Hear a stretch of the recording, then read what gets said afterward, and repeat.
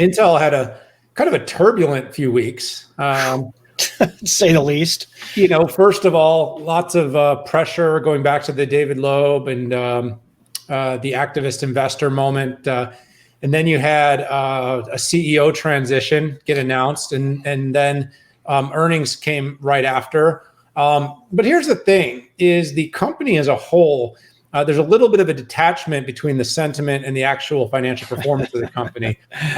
They crushed it. They crushed it in the quarter.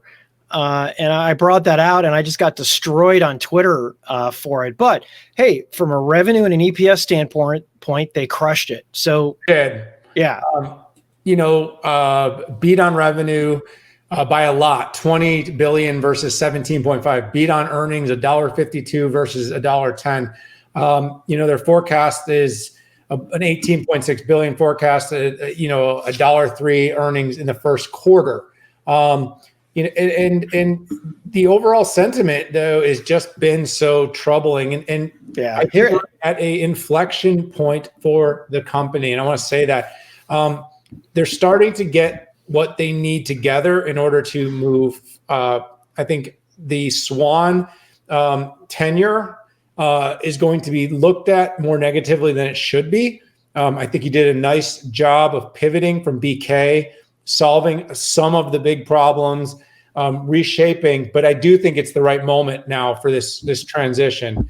Pat comes back as a former first CTO of Intel, a guy that's well respected in the halls of the company. The company's somewhat been struggling to overcome a number of production challenges, some say innovation challenges. You've seen them exit some businesses that were expected to be successes, the 5G mobile business, the NAND business.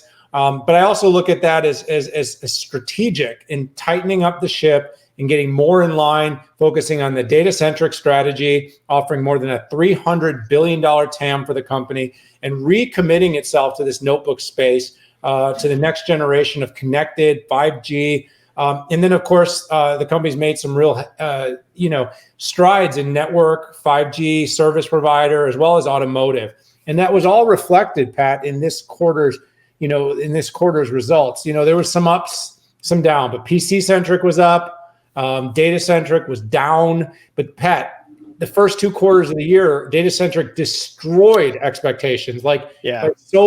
Such big numbers that it set the whole year up. So this was a record revenue 2020 for Intel. And I'm just a little exhausted dealing with the emotional instability of the market at times versus the reality. Look, AMD's done a good job. NVIDIA's done a good job. Other players are definitely making Intel work harder, but this is not a company that is down and out. This is not Kodak or BlackBerry in the waning hours of its existence. This is a company that legitimately, if it can fix its manufacturing woes, and I think it will, and if it can come out with a few innovative products, I think it's in really good shape. And in fact, sometimes I think the companies we're most afraid of being the competitors aren't nearly as scary as some of their biggest partners right now, being the Amazons and Microsofts that are actually becoming some of the biggest, juggernauts when it comes to IT advancement. But overall, a very good year, a very good quarter. Yeah. So let me fill in just some what you talked about. I think what really spooked people was this precipitous decline of DCG Group. I mean, you can see the numbers right there. It was a pretty hard fall. Now, the big difference here is that they had some really tough comparisons a year ago where they just knocked the cover off the ball. And then when you dig in, a typical area of strength for Intel has always been cloud SP. For it to be down 15%. Now you got to balance that. It was up 20% for the entire year, but it spooked people. The other thing that spooked investors was the uncertainty around where Intel is going to make its parts.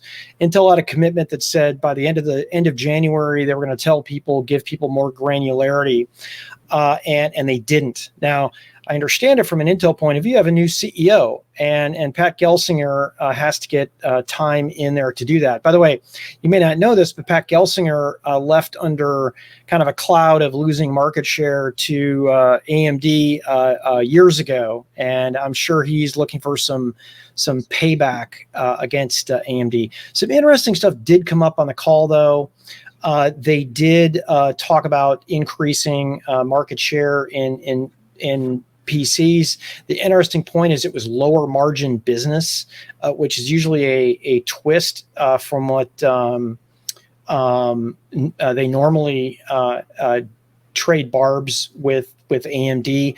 Gelsinger did say the majority of 2023 products will be manufactured internally, and they likely will expand the use of external foundries. No question. They already use external foundries, but I believe these are going to be for some compute and also likely some graphics product. I was pleased to see that they're qualifying Alder Lake desktops and notebooks for production. Foveros and, a 3D type of packaging, was supposed to do some big stuff. I don't think the first out impressed many folks on performance or power. So I think it's up for Intel to impress people with Alder Lake. But I think we've beat this one in here a lot. We talk about Intel a lot. It's a very important company, not only to the technology industry, but also to the defense and sovereignty of the United States.